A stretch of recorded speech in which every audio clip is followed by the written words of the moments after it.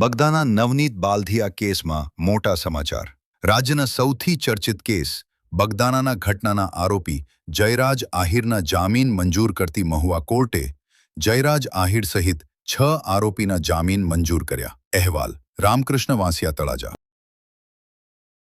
બગદાણા બહુચર્ચિત પ્રકરણમાં નામદાર કોર્ટ સમક્ષ 6 આરોપીઓના કુલ 3 અલગ અલગ જામીન અરજીઓમાં એમાં અજય ઉર્ફે મોટુ, મંજીભાઈ ભાલિયા, નાજુભાઈ ધીંગાભાઈ કામળિયા તેમજ જયરાજભાઈ માયાભાઈ આહિર સહિતના 3 અલગ અલગ જામીન અરજીમાં 6 આરોપીઓને મહુવાના સેશન્સ કોર્ટ દ્વારા જામીન મુક્ત કરવાનો હુકમ કરવામાં આવેલ છે.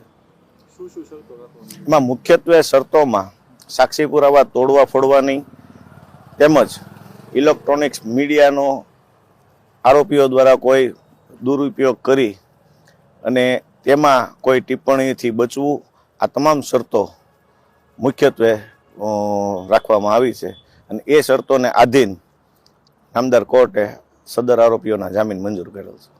કે.એસ. ગઢાદરા બગદાણા બહુચર્ચિત કેસમાં નામદાર સેશન્સ કોર્ટે આજરોજ 4 આરોપીના જામીન મંજૂર કર્યા છે, જેમાં નાજુભાઈ ધીંગાભાઈ કામળિયા, કાનાભાઈ ભીખાભાઈ કામળિયા, સંજયભાઈ બેચરભાઈ ચાવડા અને દિનેશભાઈ ઉર્ફે દાદુ લોમાભાઈ સોલંકીના જામીન મંજૂર કર્યા છે.